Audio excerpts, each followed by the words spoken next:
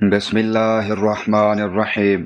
ابو موسیٰ رضی اللہ عنہ نے بیان کیا کہ نبی کریم صلی اللہ علیہ وآلہ وسلم نے فرمایا، اس شخص کی مثال جو اپنے رب کو یاد کرتا ہے اور اس کی مثال جو اپنے رب کو یاد نہیں کرتا زندہ اور مردہ جیسی ہے۔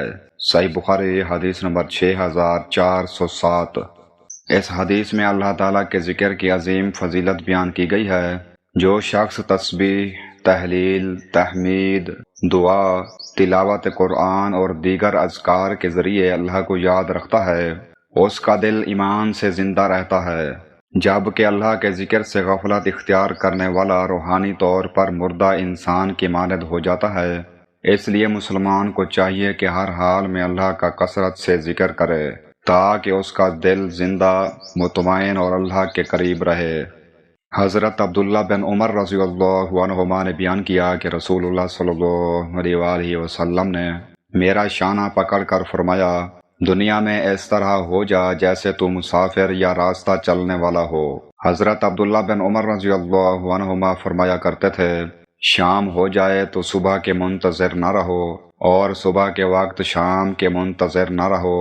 اپنی صحت کو مرض سے پہلے غنیمت جانو اور زندگی کو موت سے پہلے۔ صحیح بخاری حدیث نمبر 6416۔ اس حدیث میں دنیا سے بے رغبتی اور آخرت کی تیاری کی تعلیم دی گئی ہے۔ مسلمان کو چاہیے کہ دنیا کو مستقل ٹھکانہ نہ سمجھے بلکہ ایک مسافر کی طرح نیک اعمال جمع کرے، زندگی اور صحت کو غنیمت جانتے ہوئے عبادت، توبہ اور نیکیوں میں جلدی کرے، کیونکہ موت کا وقت معلوم نہیں۔ یہی طرز فکر انسان کو غفلت سے بچاتا اور آخرت کی کامیابی کی طرف لے جاتا ہے۔ حضرت ابو ہریرہ رضی اللہ عنہ نے بیان کیا کہ نبی کریم صلی اللہ علیہ وآلہ وسلم نے فرمایا، دو کلمے جو زبان پر ہلکے ہیں، ترازو میں بہت بھاری اور رحمان کو عزیز ہیں، سبحان اللہ العظیم، سبحان اللہ وبحمدہ۔ صحیح بخاری حدیث نمبر 6406۔ اس حدیث میں اللہ تعالیٰ کے ذکر کی عظیم فضیلت بیان کی گئی ہے۔